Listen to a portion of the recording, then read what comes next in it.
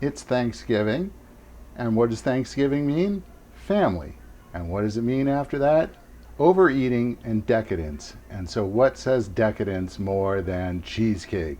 So, today on the Instant Pot Challenge, I'm going to cook a cheesecake.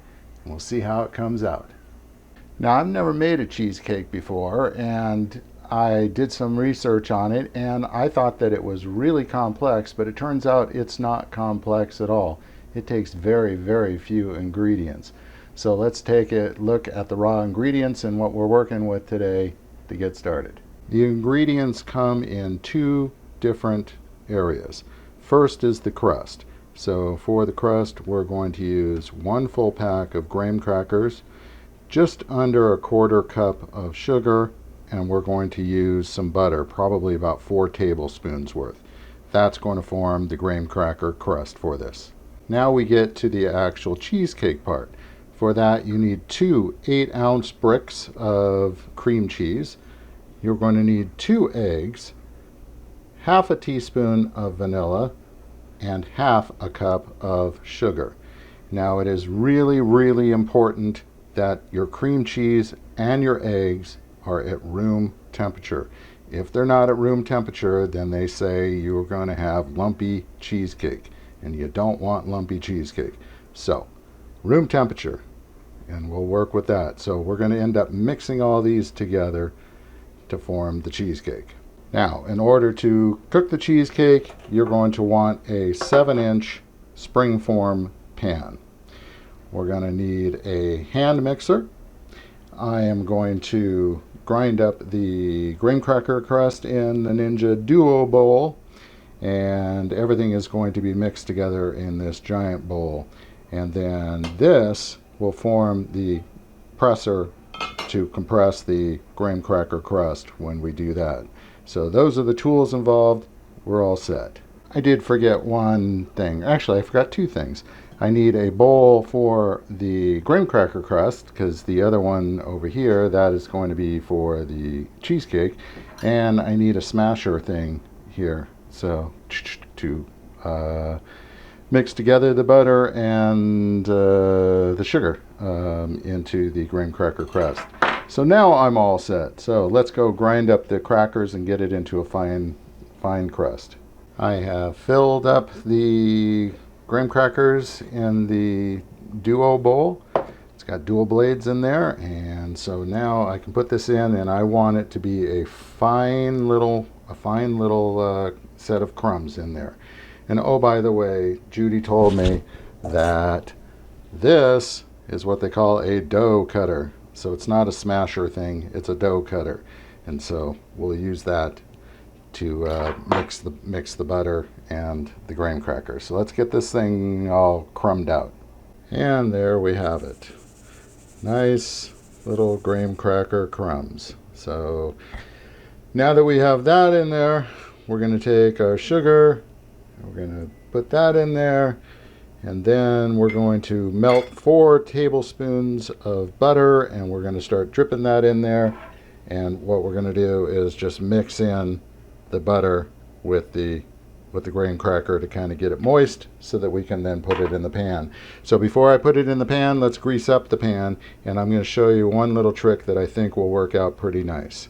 The trick is to get yourself some parchment paper, some round parchment paper, and then what you do is just put that parchment paper on the bottom, and now the cake won't stick to the pan, it'll stick to the parchment paper. And so when it comes time to pull out the cake, you can sort of slide your knife underneath the parchment paper and just kind of move it around and then pull it off, and I think it'll come out looking really slick, and you won't even see the parchment paper until you actually go to cut the cheesecake. And then who cares? Nobody's looking at it. You see stuff under cakes all the time. Okay, we put the butter in there, got it all mixed around. It looks nice and moist. I have buttered up the pan all nice. So we're going to take the parchment paper and put it in there. And then we are going to, let's see if I can illustrate this. Okay, we're going to pour this in. Ooh. Let's get it to kind of come in there. And clearly, we're not going to leave it like this. So, smooth it all out. And then we're going to use our little handy thing here to press it down. Yeah. Because we want it to be compressed in there. So this is going to do a fantastic job of pushing this thing down in one big swoop here. So let's have a look at that. Oh my, look at that. And then I'm going to use my fingers to go around and just push down the edges in there a bit, and then we'll be all set. Then I'm going to take this and put it in the refrigerator for 20 minutes, and while that's cooling, then we're going to make the cheesecake part itself. I've now put the cream cheese in here and sort of, well, I needed this spatula to get it off the paper for the last little bit, and then I've kind of broken it up so that it blends easier. And then the wife showed me a nice little trick. What do you do with this, that's left on the spatula? So check this out. You're going to end up putting the blender in there anyways, so just put it right onto the spoon in there. And it's going to wind up going back in to the mix. She does it a lot better than I do, but nice thing about having a wife who has skills in the kitchen, unlike her husband. So yeah, so now let's put the sugar in there, and we're going to kind of mix that together for a few seconds and start to get it going, and then we're going to add the vanilla and then an egg and then an egg, and you have to do that one by one, they say, for some reason. So we'll make that happen. And there we have it, the star of the show, the cream cheese cake. Okay, so now that we got that all mixed up, the crust is refrigerating, this is all mixed up, let's get the cooking device out, Mr. Instant Pot, and let's load that thing up and get that ready. Now what we're going to do is we're going to put 1 cup of water in the Instant Pot to act as the cooking mechanism, and then we're going to put the pan in there. Now you can put it on a trivet, but the problem with the trivet is you getting the cake back out. And so I got this over at Kohl's. You put the springform pan on top of this, and then this just folds over, and it will make a nice little basket for you. So now you just lift it in and out with that in the water, and away you go. Now there's going to be water in there. We're going to pressure cook it. That's going to create steam. And you don't really want the water going in the cake, and they do recommend, when you take the top off, be careful. Normally you lift the top and you let it do. And so for that reason, I am going to put foil over the cheesecake pan, the springform pan, and that way the moisture doesn't drip into it. And we'll see that hopefully it's enough to actually heat it up and cook it.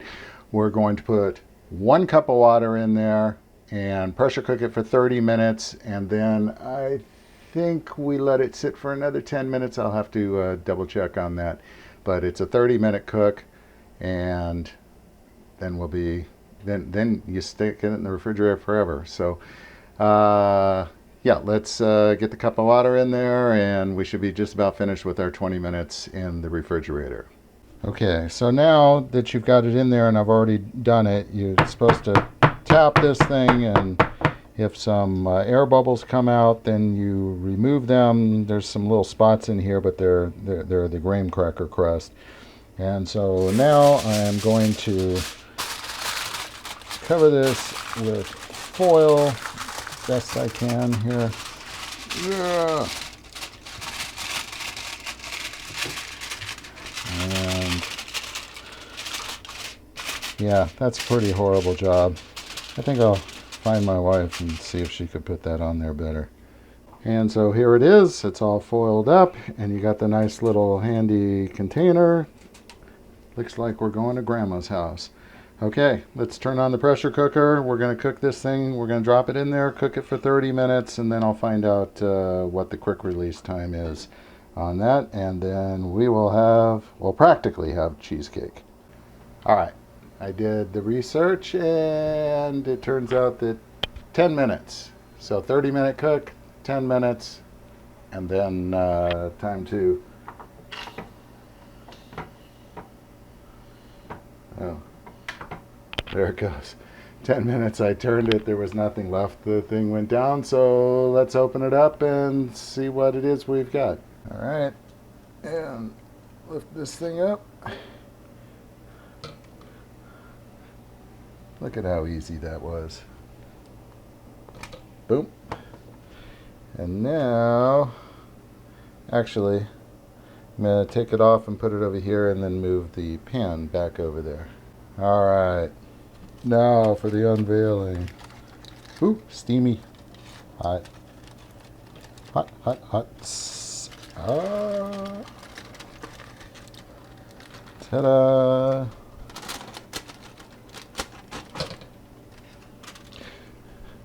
Okay. So that's what we've got. There's a little bit of moisture right in here, so I'm just going to take a paper towel and, you know, just like cleaning up something off, just touch it and let it soak up and get rid of that. And then we'll let it sit here and cool. Well, it's not perfectly flat on top, but it looks good. And so I figure about an hour for it to sit out here and get cooled down. And then at that point, I believe we should be able to pull the ring off. And then, unlike everything else you make, it's not ready to eat. This is the sad part. You got to go put it in the refrigerator for a minimum of 4 hours. So I have made it the night before, so it's not a problem. So we'll be eating it tomorrow, but let's have a look at what it comes out in about an hour and see that it's cooled down. It's an hour later, and you can see that it has now started to pull in from all the different sides in there. So it's time, I believe, to release the Kraken. Let's see if I can do this with one hand. How about I do this with two hands? And there we go. We've got cheesecake. Okay, so the final step in this is to put it in the refrigerator for 4 hours or more. They recommend overnight. It's definitely going to be overnight. So we'll come back tomorrow after we cut open a piece and take a look at it and tell you how it tasted. All right, Thanksgiving is now over, and here is what is left of the cheesecake. So you can see it's got the beautiful graham cracker crust, the nice cream cheese. It was delicious, and what more can I say about it except let me show you what a serving suggestion is for this. And there it is, your beautiful serving suggestion. And yes, it was as good as it looks. So there you go. Now you know how to make it. Get to it.